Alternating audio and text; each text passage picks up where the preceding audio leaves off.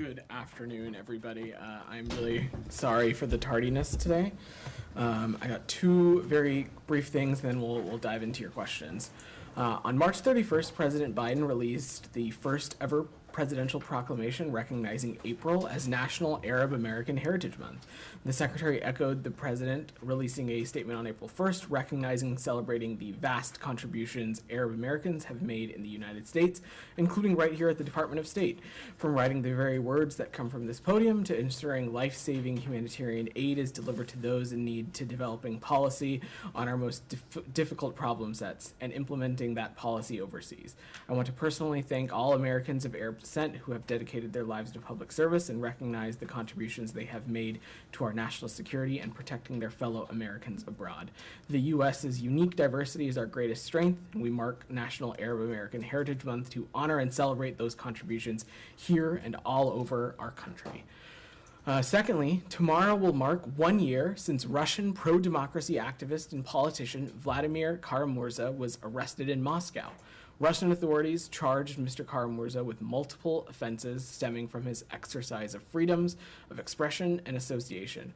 We are deeply concerned by reports his health has deteriorated in detention, and we urge Russian authorities to ensure he receives all appropriate medical attention. As his trial is set to conclude in the coming days, we again call for the Russian government to end the politically motivated prosecution of Mr. Kara-Murza, and we will continue to follow his case very closely. And with that, Matt, if you want to start us off. To the dawn. Happy Easter Monday. So let's just start with the, I don't expect that you're going to have a lot to say, but let's just start with all these documents that are floating around out in the ether and the internet. Sure, Matt. So, okay, no. Well, I'll just stop right there. No, go ahead. Go ahead. You offered a natural pause, so I have a tendency to feel. Go ahead. Why don't I let you finish your question before I dive in? What does the State Department have to say about them? Have you had any issues with friends, allies, partners related to these revelations? Let me say a couple of things, Matt, and you, many of you probably just heard my colleague Chris Marr speak to this at the Pentagon, but after learning about the leak, the Department of Defense quickly referred the matter to the Department of Justice, which has opened a criminal investigation. The Pentagon has said they have taken steps to further restrict access to sensitive information, and an interagency effort has been initiated to review the national security implications of the disclosure and to mitigate this impact of the release of these documents that could have on U.S. national security, as well as the impact that it could have on our allies and partners. Broadly, what I would say, Matt, is that U.S. officials across the interagency are engaging with allies and partners at high levels over this, including to reassure them of our commitment to safeguarding intelligence and the fidelity of securing our partnerships as well. But I don't have any other specifics to get into. Well, how's that going? Assuring your allies and again, partners Matt, it should be no surprise to you that I'm not going to get into the specifics of private diplomatic conversations from up here. Okay. Well, is it the case that the State Department is not aware that any of its own documents have been compromised? So, Matt, I'm just not going to get into the specifics of this beyond saying what you've heard others across the interagency say, which is that the Department of Defense and the intelligence community are reviewing and assessing the validity of these documents. There is no question, of course, that they present a risk to national security, but I'm just not going to get into specifics beyond that. Well, just if they do present a risk to national security, then that suggests that they are legit, right? Matt, as I've said, the work is ongoing right now. I could write something down on a piece of yellow paper and say whatever, and then give it to whoever, and they could put it out there. You wouldn't say that was a risk. That is why the important work is ongoing right now, to review and assess the validity of those documents. Well, but you just said that, I think, when we go back and look in you just said that they do present a risk to national security. So if you have determined that they do present a risk to national security, then they must be, by inference, legit. No? Matt, without getting too much into a philosophical conversation about what could be a threat to national security or not. And they were just made up by someone, then they wouldn't be a risk, right? I think fake information being out there can, of course, still be a threat to national security. But what I will say broadly and leave it at is that the Department of Defense and intelligence community are working to review and assess the validity of these documents. Kylie.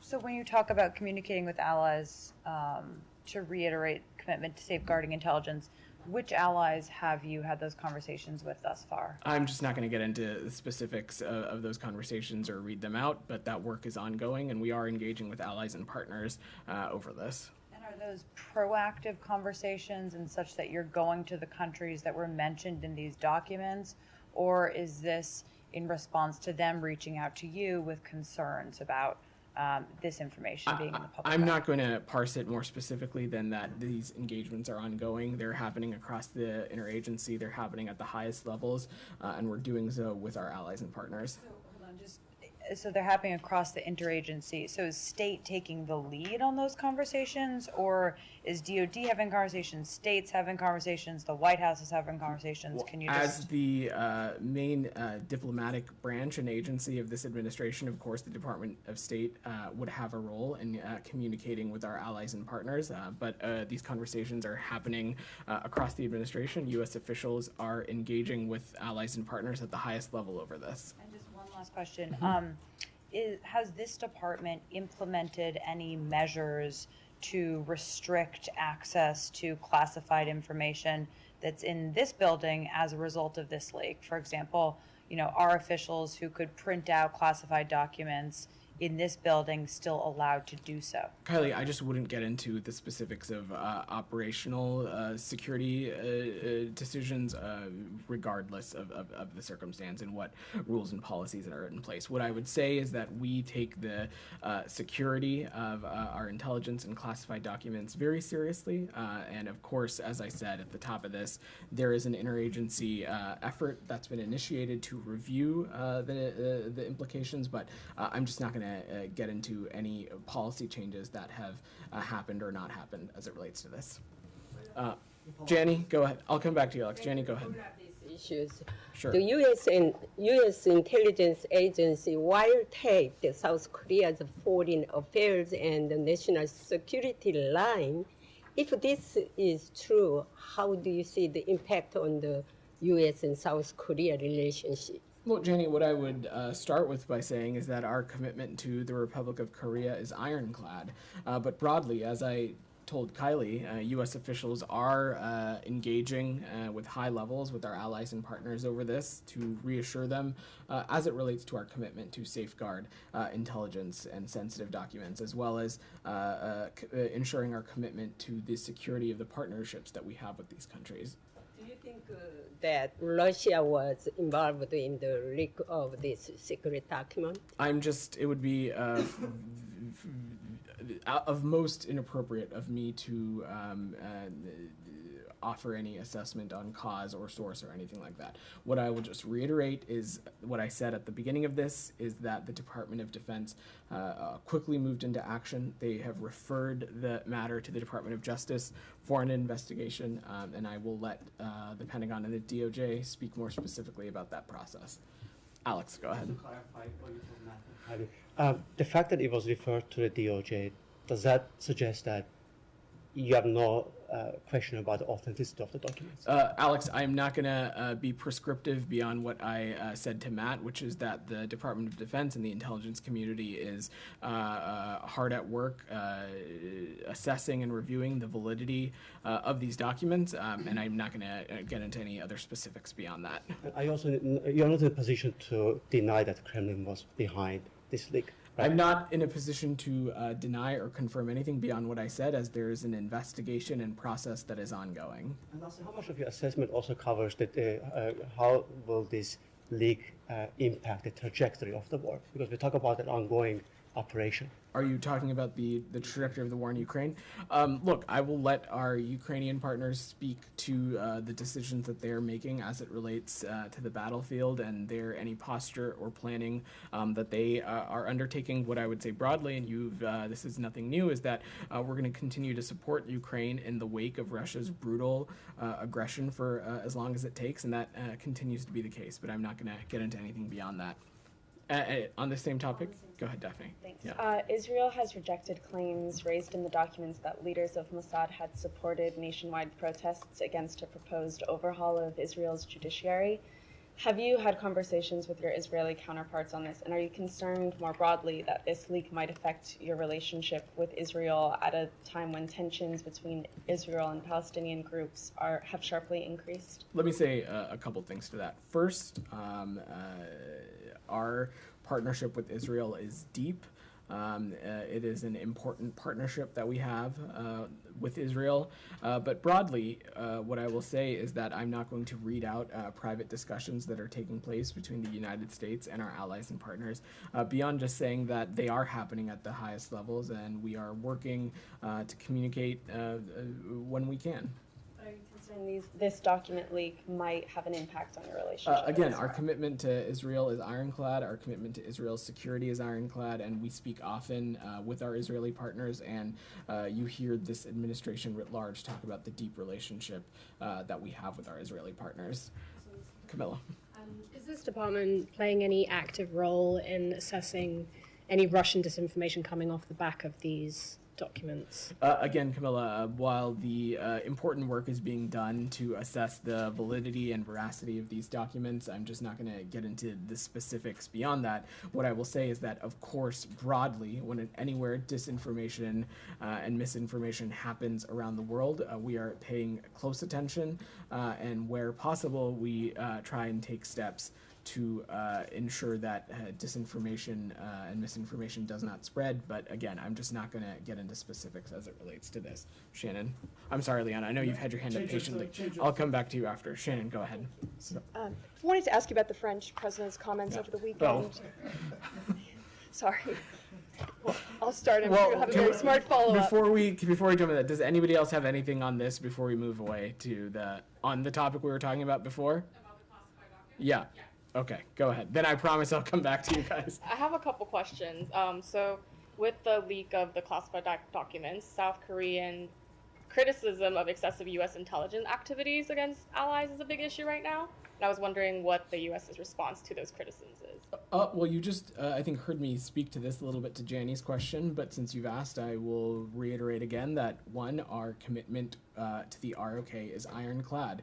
They are one of our most important partners in the region. We have a number of shared values with the Republic of Korea, and a big piece of that is our shared vision of not just a rules-based, free and open Indo-Pacific, but having that rules-based order apply to the world broadly. The Secretary Blinken has had the opportunity to engage with his counterpart, the Republic of Korea's foreign minister, on a number of occasions, including as recently as the month prior at the Munich Security Conference.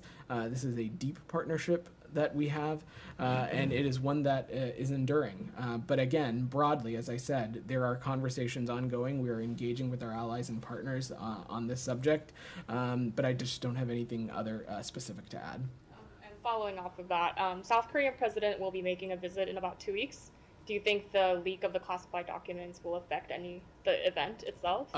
Again, we have a very deep relationship and partnership with the Republic of Korea. I know that President Biden and Secretary Blinken and the First Lady are looking forward to hosting our South Korean counterparts and partners over the course of the state visit. I will let the White House and the National Security Council speak to any specific schedule or programming, but it's something that we're very much looking forward to as an administration.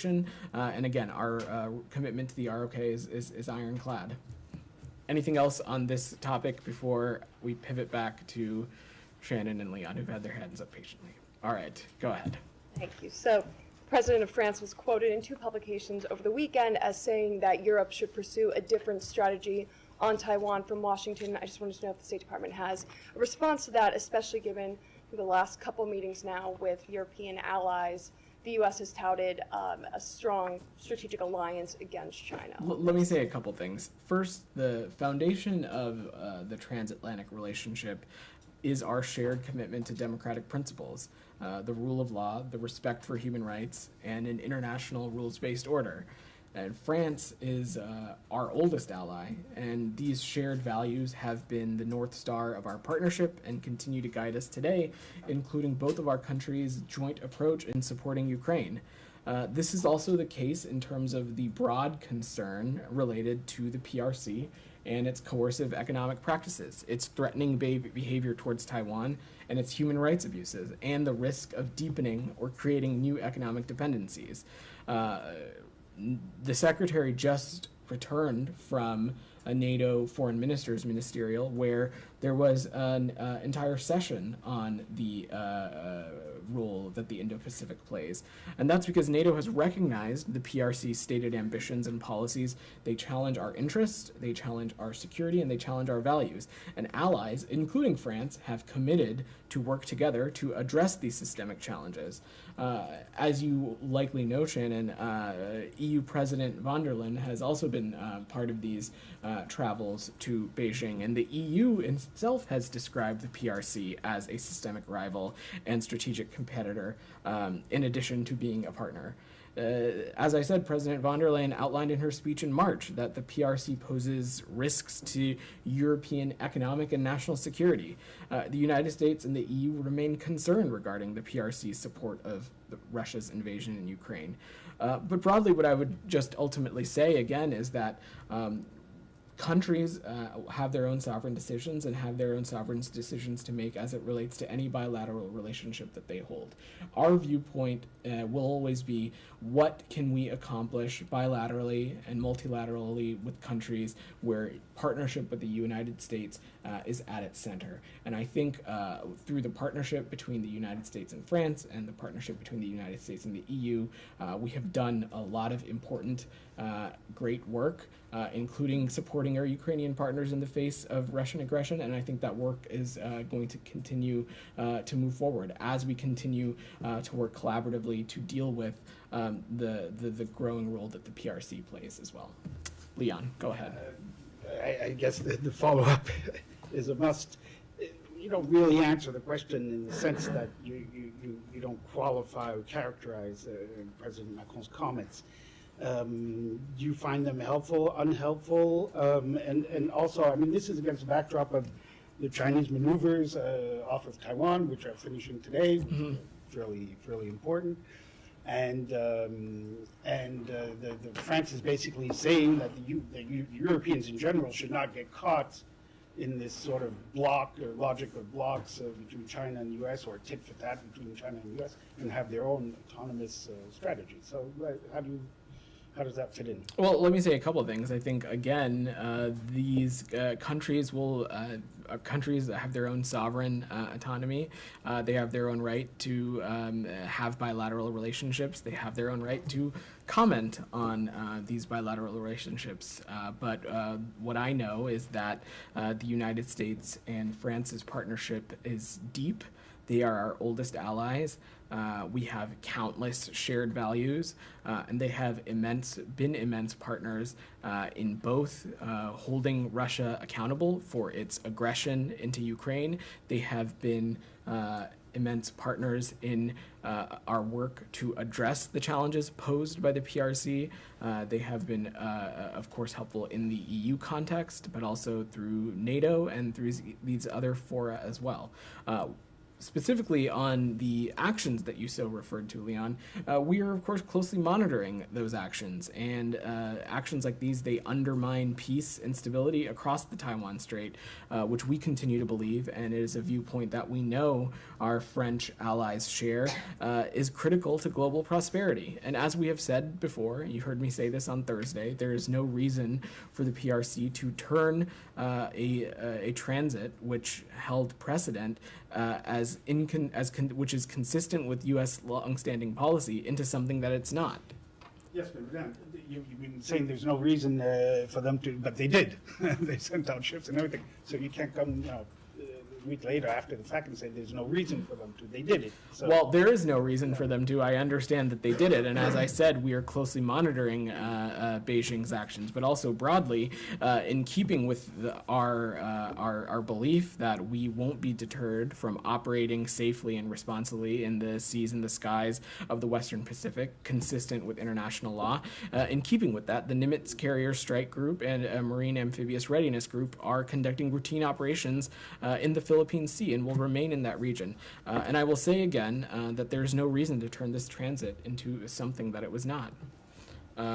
Anything else on this before we? Let's talk about the French for a second. Okay. Immense partnership. Yes, it is true that France is the oldest U.S. ally, but it's not exactly like you haven't had disagreements, very serious disagreements. Of course we have, Matt. We have disagreements with many of our allies and partners. That have caused severe disruption in relations. AUKUS being the most recent one. The war in Iraq.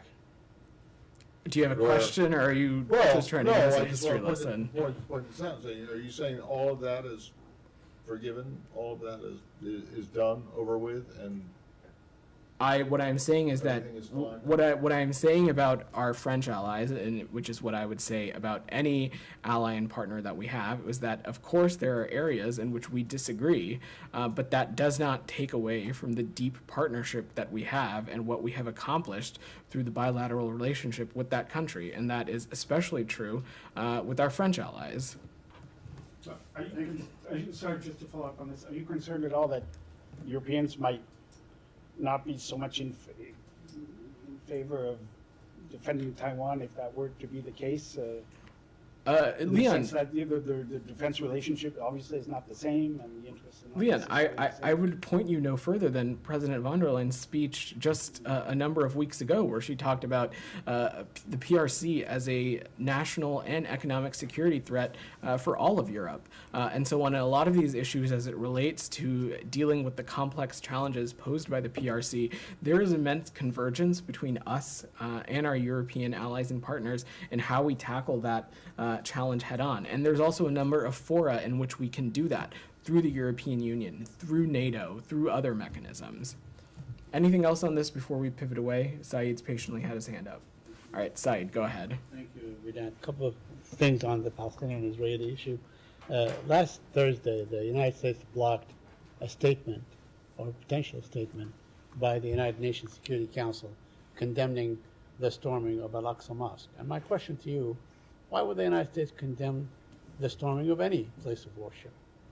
Saeed, we have always said that as it relates to the holy sites in Jerusalem, that we believe that it's important of upholding the historic status quo in practice. We also have long said that we believe that people should be able to practice their religion and faith without any hindrance. But we've also previously said, Saeed, and you're not hearing me say anything new, that discussing these issues and litigating these issues through the UN is not productive. It further incites tensions and takes us away from a two-state solution and takes us away from what we believe is important, which is maintaining the status quo.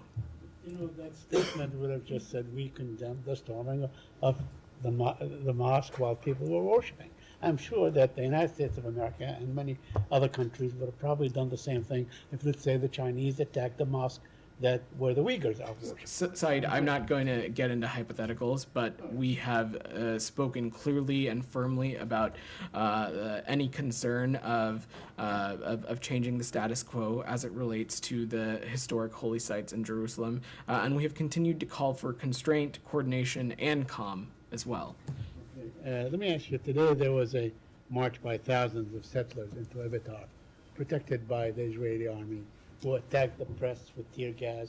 They attacked Palestinians that were protesting and so on. And this seems to be happening day in and day out. And by the way, the Palestinian children going to school had to take the hills, the rocky hills, so they can go to their school. They couldn't walk where the settlers were walking.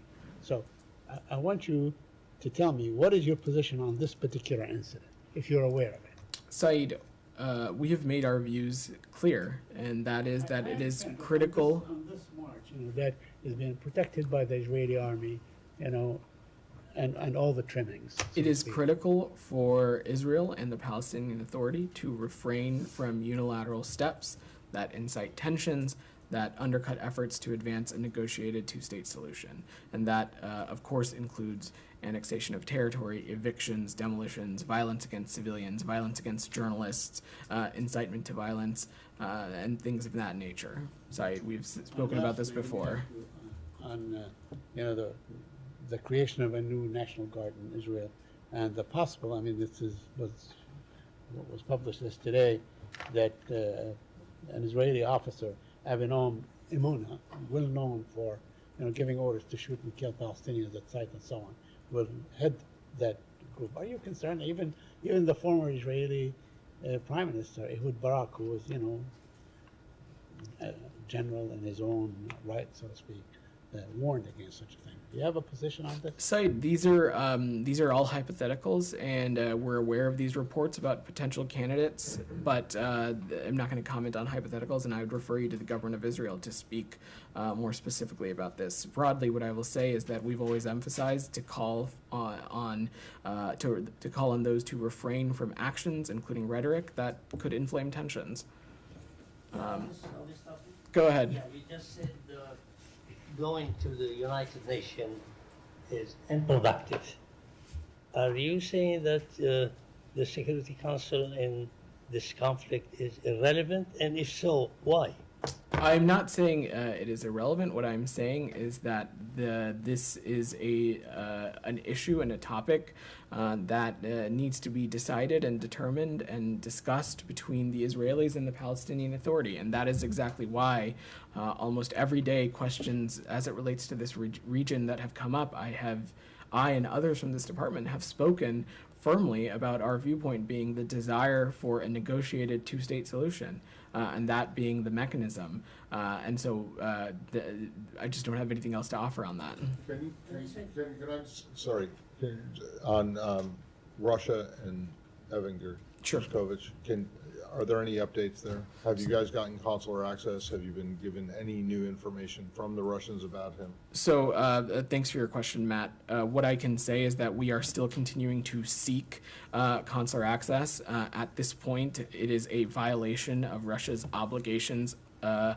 under our consular convention and a violation against international law. We have stressed the need for the Russian government to provide this access as soon as possible. And what is the consequence or the violation? Is there, is there any? Well, Matt, as you know, between our two countries, between any country that we have. In general, say they violate. You just accuse them of violating the agreement on consular access. So, what do you do? Well, this is something that we're continuing to raise with them. It is a violation. We believe that it is a matter of human dignity to ensure that Mr. Gershkovich can meet with consular officers. What do you do? Do you have any recourse at all? We have a number of tools at our disposal, Matt, to hold the Russian Federation accountable broadly, obviously. But again, this is a consular issue that we are working through appropriate channels. And then on the wrongful detention determination, that's still a work in progress? I think you heard the Secretary quite clearly in Brussels, and so that work is a deliberative process that's ongoing, and I don't have any updates for you on that right now. Thank you.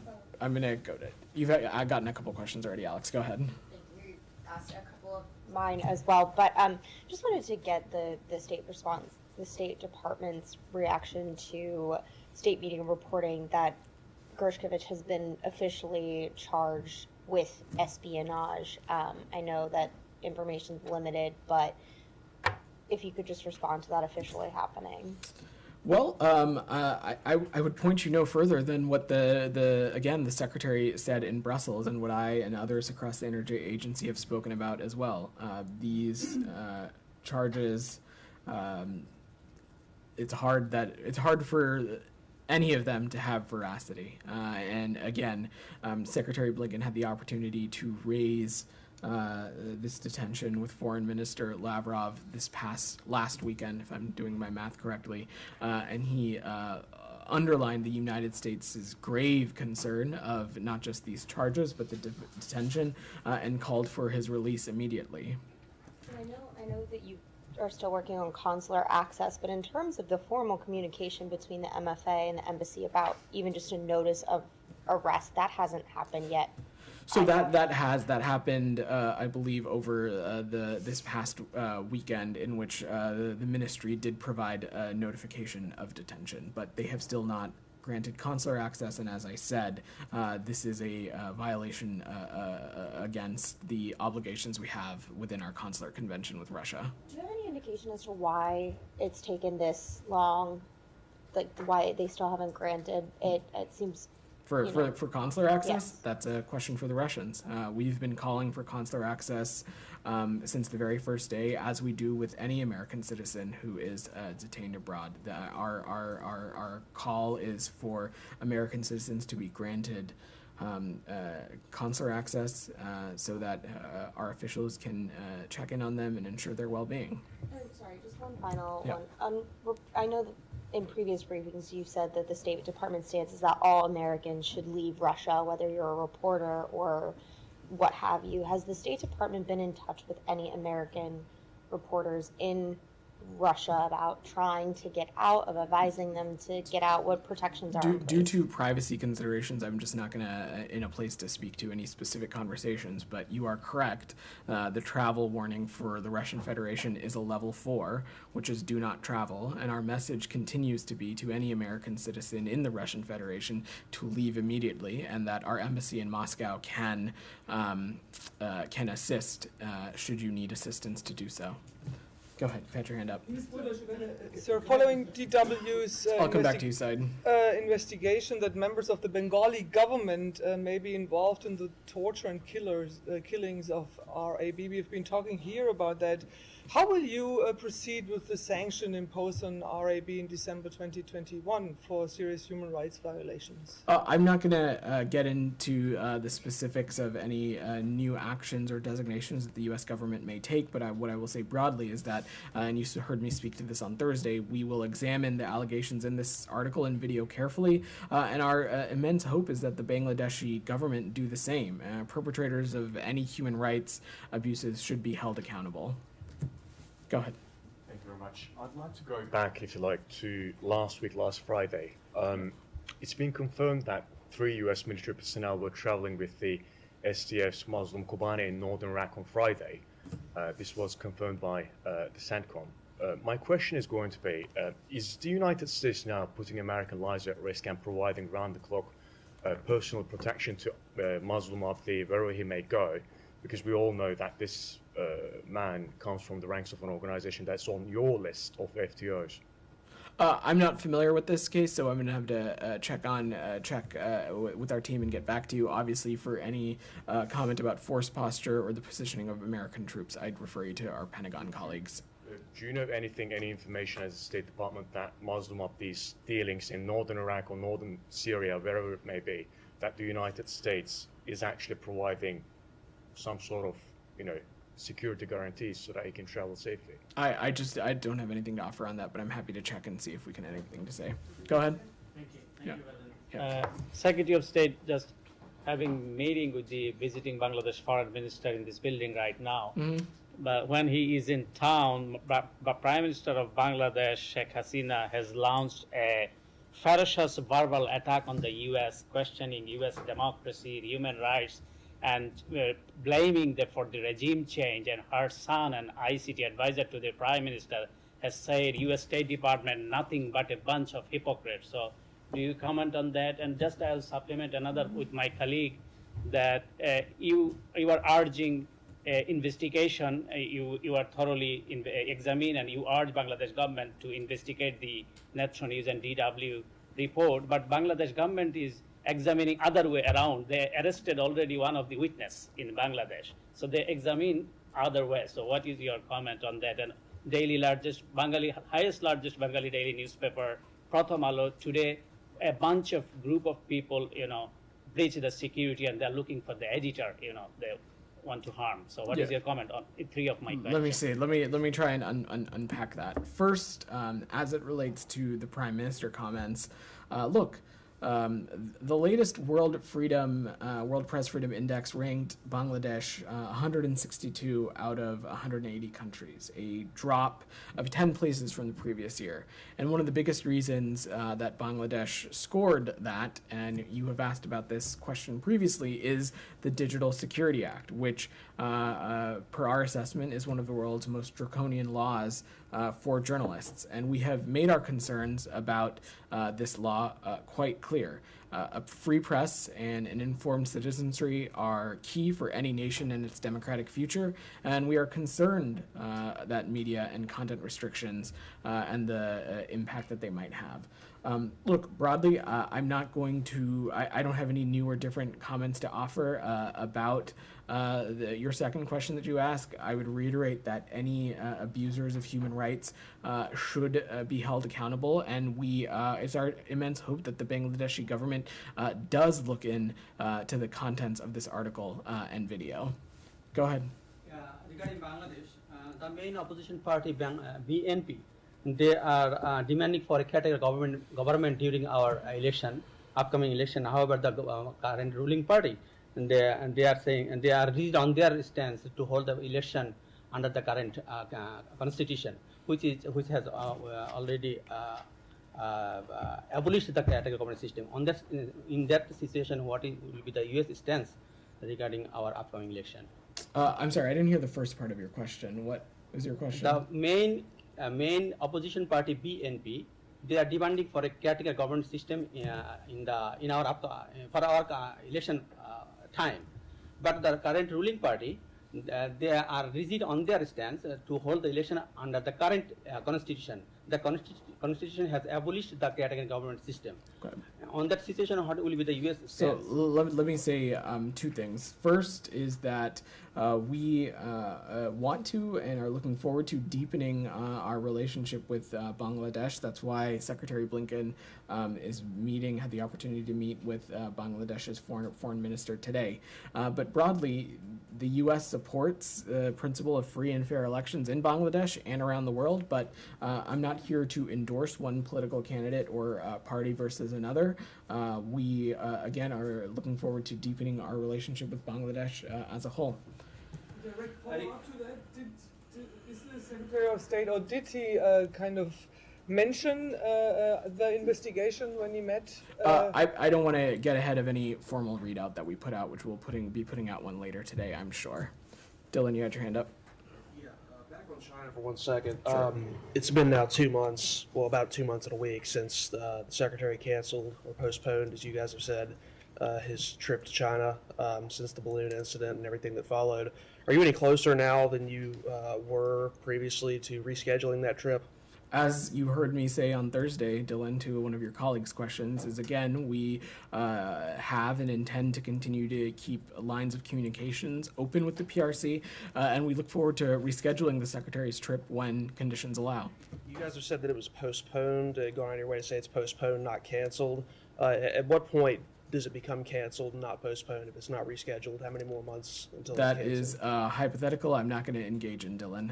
Again, you have heard me say, you've heard the Secretary say that we intend to reschedule this trip when conditions allow. Go ahead in the back. Back on the drone strike on the U.S. convoy in the vicinity of Slemania Airport. Yeah. You're aware of that strike? Okay. There are some reports saying that the strike carried out by Turkey. Can you confirm that the drone was Turkish? If not, who does the U.S. believe carried out the strike? So let me say a couple things, and my colleagues at the Pentagon can speak to some of these more specifics. Our Department of Defense is investigating the attack on the convoy on April 7th. That convoy included U.S. military personnel. We can confirm that there were no casualties, and we, of course, forcefully oppose any action that threatens the safety and security of U.S. personnel. U.S. forces remain in Iraq and Syria in support of local partners to achieve the enduring defeat of ISIS. The degradation of ISIS in the region continues to be an important priority of ours. And broadly, I'm going to defer to the DoD and their investigation before speaking to any source or origination. What I will just reaffirm is that any action in Iraq should respect Iraqi sovereignty and territorial integrity, and we encourage governments to work together to deconflict cross-border military operations. Has the U.S. spoke with Turkey or someone? I'm just not going to get ahead of the DoD's investigation. I asked something, but I asked the question, you said that you didn't know what happened on Friday in northern Iraq. Now you just provided a statement on the same subject. I didn't understand that's what you were asking about. I thought you were asking about. You know, the 3 U.S. military personnel were traveling with Mazlum Abdi. Can you confirm that? They were in the convoy together. Understood. I did not realize that that's what you were speaking to. So I'm not going to get into the specifics of beyond what I just said. I would refer you to the. I would refer you to the Pentagon to speak more specifically. What I can just say is that the convoy included U.S. military personnel and that there were no casualties. Why the U.S. military personnel were there specifically? Again, that is a question for our colleagues at the Department of Defense. Go ahead. As you mentioned, the U.S. has tried to maintain the lines of communication open with China and tried to reschedule Secretary Blinken's trip to China. But after the speaker's meeting with Taiwanese President Tsai, China reacted harshly, including military drills around Taiwan. So how much are you worried about the impact of Chinese reactions on the U.S.-China relations? Well, let me say a couple things. First and foremost, on any Chinese reaction, what I would say, and you heard me say this to Leon, is that transits by Taiwanese officials they are consistent with U.S. longstanding policy. They are consistent with our One China policy. They are consistent with the assurances and the communiques as well that govern our One China policy, as well as the Taiwan Relations Act. Broadly, as it speaks to Congress, Congress is a separate and co-equal branch of government that is going to make its own decisions, and I would let the Speaker or any member of Congress speak specifically to their engagements. We continue to hold firm that we will reschedule the Secretary's trip when conditions allow. And again, any reaction from the PRC, it is not necessary to make something out of this transit that it's not. Go ahead. Aware of violent attacks on Ukrainian Orthodox Church parishes taking place now? I'm not aware of these specific reports. Can you expand a little bit? Last week alone, there were like dozens of attacks on church and church goers in Ukraine. People were capturing churches in Ukraine. Have you heard anything about it? Again, I haven't seen those reports, so I couldn't speak to them, but we're happy to check and get back to you. I have one more question. Sure. In February, Undersecretary Jenkins said that the United States will finish the destruction of its chemical weapons arsenal in spring. Is they still on track to do that? I believe we are. I've not seen any indication that's not the case, but I'm happy to see if we have any specific updates to offer. Daphne. On Ethiopia, thousands have protested across Amhara since the federal government decided to disband regional special forces units, and 2 Catholic Relief Service workers were shot and killed in the region on Sunday amid the protests. Are you concerned about this order from the Ethiopian government and resulting pushback, or is this a move you support? I'm going to have to check on the specifics of that, Daphne. I was not aware of that before coming out, but what I would say broadly is that we believe it is important for parties in Ethiopia to make progress and take steps towards the implementation of the November cessation of hostilities, including, of course, the formation of the interim Tigray regional government, as well as the withdrawal of Eritrean forces and the concurrent TPLF disarmament, but I'm happy to check if we have more specifics. Camilla?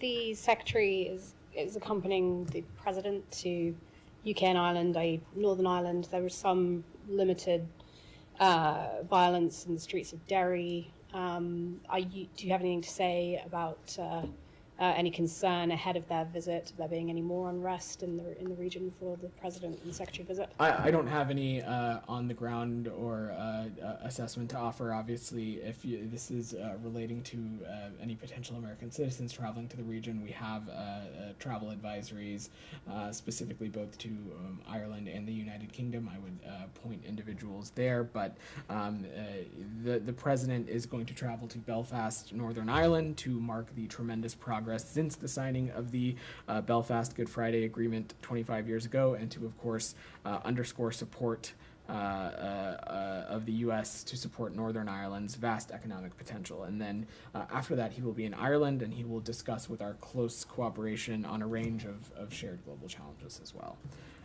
Geeta?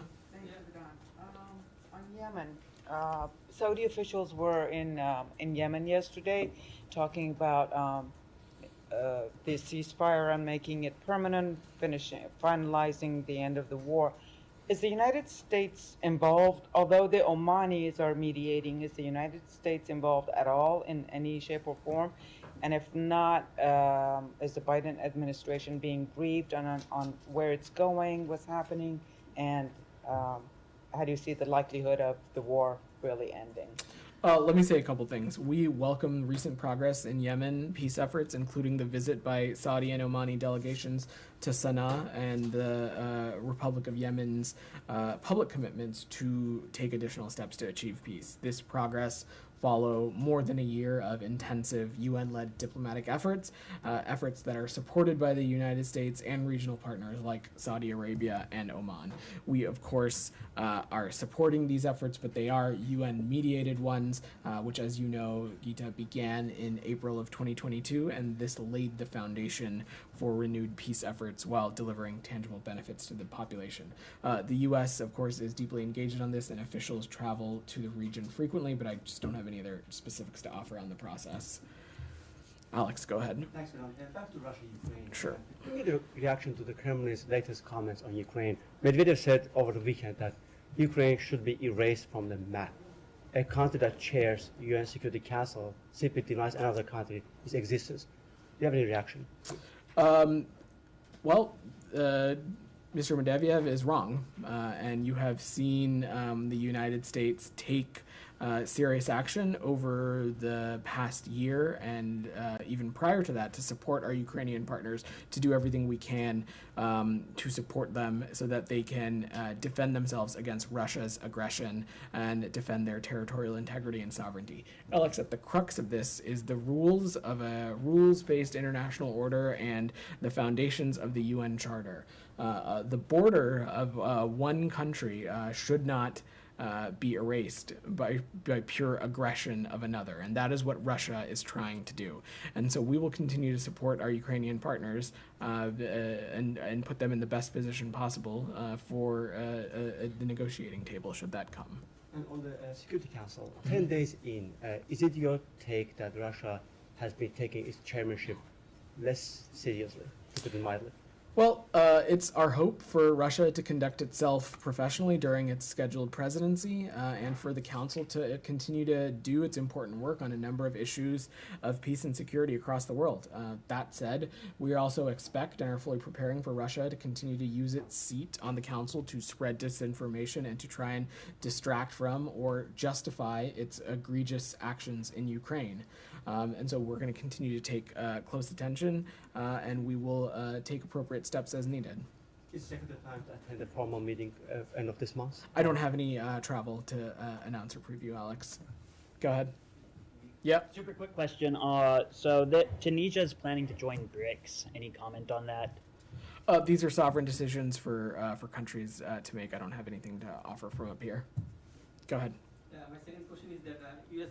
Assistant Secretary for South and Central Asian Affairs, Donald Lu, in his visit in Bangladesh in January, he said that the Rapid Action Battalion, RAB, has made tremendous progress in performing its duties while respecting human rights.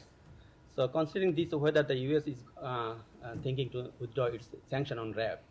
Again, I'm just not going to preview or get into the specifics of any actions or designations that we have taken from up here. What I will say broadly is that the U.S. looks forward to deepening our engagement with Bangladesh over the next 50 years and beyond, and our cooperation on a number of issues like climate change, development, trade, economic need, humanitarian assistance, and security shows the range of our strong partnership and future potential. All right, thanks everybody.